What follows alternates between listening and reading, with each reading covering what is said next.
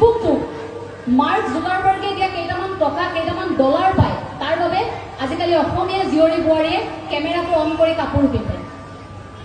আগতে দৰ্জা বন্ধ কৰি ৰুমৰ ভিতৰত কাপোৰ সলাইছিল ধুনীয়াকৈ সাজি কাজি ওলাই আহিছিল আজিকালি কি কয় হাই গাইজ মই এতিয়া চাদৰ মেখেলাযোৰ পিন্ধিম আপোনালোকে চাই থাকিব আপোনালোকে দেখিবলৈ পাইছে এতিয়া যুৱতীৰ ওপৰত বিশেষকৈ প্ৰশ্ন উত্থাপন হৈছে বা বাতৰি আপোনালোকে যেতিয়াই চাই পেপাৰখন খোলাৰ লগে লগে টিভিটো খোলাৰ লগে লগে আপোনালোকে বাতৰি পায় যে একাংশ যুৱতী সহজ ধনৰ লোভত এতিয়া যৌনতাৰ বেহাত নামিছে আপোনালোকে পায়নে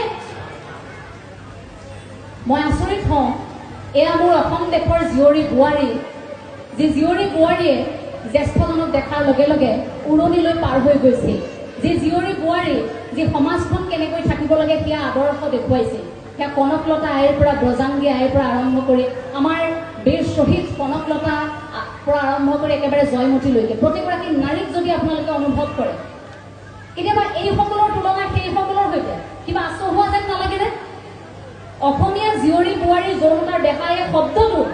শুনিলে আপুনি কৰবাত কষ্ট নাপায়নে সামাজিক মাধ্যমত অসামাজিক আচৰণ কৰাৰ পৰা একেবাৰে সমাজত যৌনতাৰ বেহা চলোৱালৈকে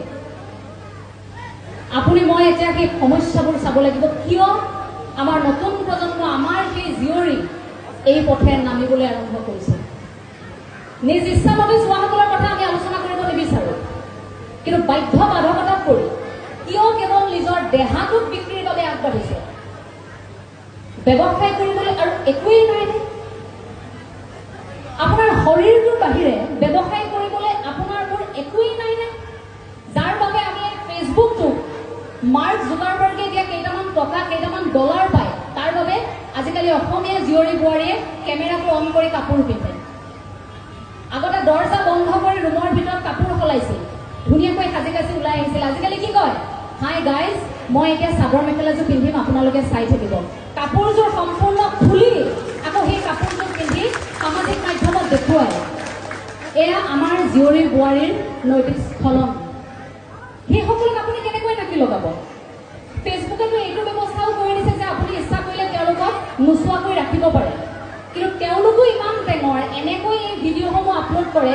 ইচ্ছা কৰিও আপুনি সেই ভিডিঅ'বোৰ নোচোৱাকৈ থাকিব নোৱাৰে আপোনাৰ মোবাইলত আহি যাব আহেনে বাৰু আপুনি লাজ পায়নে জ্যেষ্ঠৰ সন্মুখত মোবাইলটো চাই থকাৰ লগে লগে এইবিলাক আমাৰ অসমীয়া জীয়ৰী বোৱাৰী এইবিলাকে এই ধৰণৰ আচৰণ কৰিছে আমি এই কথাবোৰ ক'লে আমাক একাংশ কয় আপোনালোকে কিয় কৈছে এইটো লিগেল আইনী ব্যৱস্থা আছে আইনে অনুমতি দিছে কিন্তু মোৰ সেইসকললৈ প্ৰশ্ন যিসকলে কয় যে যৌনতাৰ বেহাত আইনৰ অনুমতি আছে ছোৱালীয়ে যি মন যায় শৰীৰ দেখাই পইচা ঘটক যি কৰক আপোনালোকে নক'ব মোৰ সেইসকললৈ পোনপটীয়া প্ৰশ্ন আপুনি নিজৰ পত্নী আৰু আপোনাৰ জীয়ৰীক সেই বেহা কৰিবলৈ আপুনি পঠিয়াবনে